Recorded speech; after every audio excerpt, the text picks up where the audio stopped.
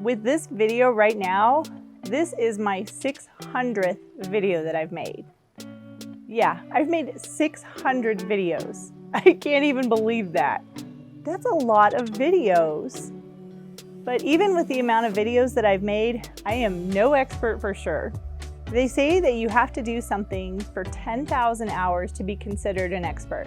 And while I've made a lot of videos, I don't think I've come anywhere close to 10,000 hours worth of video making. So it's gonna take me a little bit longer to become an expert at creating videos. But in the amount of time that I have been making videos, I have learned a few things, and that's what I wanted to share with you today.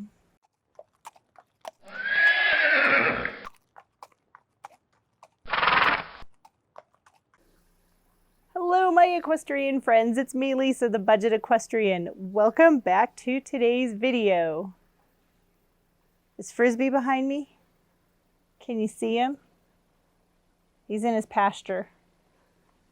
Hanging out, but I don't know if I'm blocking the view of him. I'm just really proud, I guess I can say that I'm proud, that this is my 600th video that I've made. So not 600 videos total, but this is video number 600 on my YouTube channel. That's a lot. And in the process of making all of these videos, there's a couple of things that I've learned, and I thought it might be interesting to share with you, especially if you have a YouTube channel or you're thinking of starting a YouTube channel. So these are some of the things that I think are really important to take into consideration. And yes, I'm sure you've heard some of them before, but I'm going to put my own twist on it. Okay, so the number one most important thing is your sound. The sound of your video is so important. People will stick around for videos with mediocre, video, but if the sound is bad, 9 times out of 10, they're going to abandon your videos. So you really want to make sure you have good sound quality, good audio for your videos. Just as an example, when I first started making this video, my sound cut out halfway through. No sound whatsoever. So I had to come back and re-record the sound. And I'm sure you've seen in my videos my little lavalier mic. It has this little battery pack. And this thing is wonderful because I'm not tied to the camera. I can move around and get pretty far away from the camera, but you can still hear me because of the little microphone that is pinned to my shirt. Another good example would be like a Rode microphone. Those are microphones that you can add to your camera and really intensify the sound, so you're gonna get a lot better audio quality and people are gonna be able to hear you in your videos. I think that is the number one most important thing, is to make sure that you're able to be heard as well as seen in your videos. And something else I've learned about over the 600 videos is having good lighting. Right now, for me, this is perfect. There's a little bit of sun, but it's filtered through the clouds as well as this tree here. So having good lighting is really important. You don't want your video to be too dark so people can't see what's going on. And you don't want it to be too bright because you still can't see what's going on. You can do a little bit of editing in the post-production of your video, but if you have good lighting to start with, that's the best way to go about it. Now this does take practice and time. Sometimes the lighting might be off and you might have to reshoot a section of your video, but those are things that you learn along the way. You can also buy soft boxes, you can buy a ring light, and I do have those that I use inside, and this really helps to light the space of your video. And I always hear creators talking about using natural light from like a window.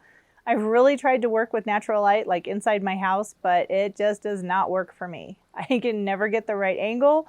I end up being too dark or you can't see me at all. So I like to do this type of lighting, or I like to use the soft boxes or ring light. And you can find them really affordably on Amazon. I think my soft boxes cost around $50 for a set of 2, and the ring light was about $47. So for around $100, I was able to get a nice lighting setup. Or you can just come outside like I am right now and shoot when the lighting is good outside. And my number 3 tip that I've learned that's really important for videos is creating B-roll. B-roll? What's B-roll? You might be wondering.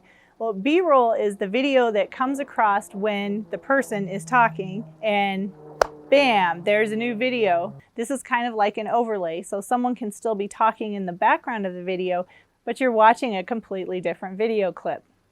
Having lots of B-roll is really important because a lot of times I'm just sitting here talking and I want to be able to show you something, or if I'm doing an unboxing video, I want to be able to show you whatever it is I'm unboxing, like a close-up. This is where you insert the B-roll. So many different things that can really add more interest to your video and keep your viewers watching longer. So B-roll is really important. All right, my fourth important thing that I've learned is to ignore the haters. Yep, you're gonna get haters when you make videos. Not everybody has the same opinion as you, and some people feel that it's really important for them to get their point across in your video, even if it is mean or hurtful. So a lot of times when I see negative comments on my channel, I will delete the comment. There's no reason to be mean. There's no reason to be rude on someone's YouTube channel. I would never speak to somebody like that in person, and I'm pretty sure the comments that I get sometimes, if we were face to face, I don't think they would say those things. I could be wrong. Maybe they're just having a bad day. Maybe they're just not very nice, but that's not how I roll, and I really don't like it when I see negativity. So my best advice for you on that part of it is just to ignore the haters. And if you don't like it, you can delete the comments from your channel. Boom, gone, which leaves you more time to focus on the really nice comments and the really nice things that people say. The people that you really should be focused on, because they're the ones that come back and watch your videos, and they're the ones that appreciate what you're doing and all of the hard work that you're putting into each video. And believe me, I know there is a lot of work that goes into making a video. I get you. And my fifth tip is to keep practicing and keep learning. With every video that you make, you're going to get better. With every edit you make, you're going to get better. If you keep practicing your craft, you're going to get better. Remember what I said in the beginning, it takes 10,000 hours to be considered an expert. And even when you do get to that point, I think it's still a good idea to continue learning, because we'll just get better and better. And you're on YouTube, there's tons of different things that you can learn, either by watching other YouTube creators or even just doing a search for something that you want to learn about or incorporate into your own video making. We can always learn, right? Tip number 6, use editing software. I don't think it really matters what type of editing software. Okay, maybe it does, but I use Adobe products because I have just a laptop computer, and I love Premiere Pro. Premiere Pro helps me to edit my videos. I can change the lighting. I can edit the sound. There's so many different things that you can do. But the biggest thing that I think is helpful is to edit out the errors, edit out the ums, and the awkward pauses. I know I have these and they get edited out, but I see a lot of other YouTube videos and they leave the ums in there, or the pauses, or the coughs, or they say something and then they repeat themselves and they leave it in. And if you would just take a few extra minutes, edit that stuff out, it'll make your video much more professional and a lot more fun to watch for your viewer. And for tip number 7, be yourself. Sort of. And what do I mean by that? Be yourself, sort of. Well, you want to be yourself, of course. You don't want to be somebody else, because you can't be anyone else. You're you. There's only one you. But what I mean by sort of is you kind of have to amp it up a little bit, especially if you're more reserved and laid back and quiet. You really want to pump things up. I don't always talk with my hands. I'm not always moving around just in normal everyday life. But when I'm making videos, I get amped up and I move around more. I use my hands. I talk a little bit clearer. I enunciate a little bit more. These things are your on-camera presence. And again, the more videos you make, the better you're going to get, the easier it is to talk to the camera. Just pretend it's somebody that you know. So the more you practice, the better you're going to be, right? So just keep practicing and your personality will come through. So be yourself, but just amp it up a notch or two. And tip number 8 is to think about your thumbnails and your titles a lot. This is something that I think all of us can get better at. I know I can get better at, but your thumbnail is what is going to entice somebody to click on your video.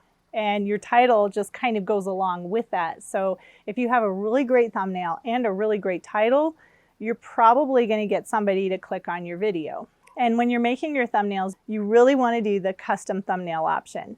You don't want to just pick one of the 3 that the YouTube algorithm thinks might be a good thumbnail for your video. Take some time and actually take a picture of what your thumbnail is going to be. So sometimes I will use video stills for my thumbnails, but that's because I don't have someone filming with me. But it would be even better if I did a custom thumbnail by simply taking a picture. And you don't have to have a fancy camera. If you have a cell phone, that has a pretty great camera on it, and you can actually do some really great thumbnails using the camera that's on your phone. And I think it's also a good idea to look at other people's thumbnails and see what they're doing. Maybe not necessarily in your niche, but look at other videos. Think about the last video that you watched and you clicked on. What made you click on it? Was it the thumbnail? Was it the thumbnail and the title? These are things that we can improve upon to help people find our video and watch it. Number 9, you need to be passionate about the videos you're making. Let's face it, if your video is boring for you to edit and you can't even get through it once you've edited it, and you're the one that made the video, how many people do you think are going to watch the video? Probably not a lot. So it's really important for you to be passionate about your topic and the subject that you're making the video on, and also be passionate about the video process itself. If you find yourself making a video and you're kind of like, I don't think this is going to go over very well, maybe you shouldn't make that video, or maybe look at it from a different point of view. If you're passionate about the subject that you're making the video on, it's going to come through in the video. It will, I promise. I can tell you that because I've done it a whole bunch of times, like 600 now. And my 10th and final tip for you today is have a plan for your channel, have a plan for your videos. This is so important, especially if you're going to be making a lot of videos every single week, or if you want to do this long term.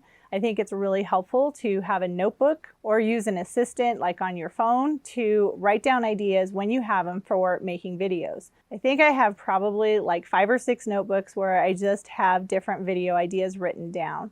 This way I get the video ideas out of my head and get them written down, so that frees up space in my head for new video ideas to come through.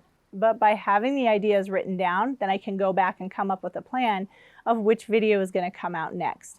This is very helpful, especially if you have a lot of content to produce or you're on a time frame of what videos you want to get out. So that's really important as well. Okay, so there are 10 different tips, 10 things that I've thought about over the years that I've learned after doing this many videos, and I thought it might be helpful, especially if you are a YouTuber as well, or you're considering being a YouTuber or an influencer or a creator, whatever you want to call it. But as creators, there is a lot of different things that we can learn, and we just get better and better with each and every video. So hopefully some of these tips will help you in your journey on YouTube or whatever you're doing with your videos. And one day you might be sitting down making a video of your favorite tips after making 600 videos too. Thank you so much for taking time out of your day to watch this video. Be sure to subscribe to my channel for lots of different DIY projects, product reviews, and horse-related videos showing you how to make the most of the time that you have with your horse.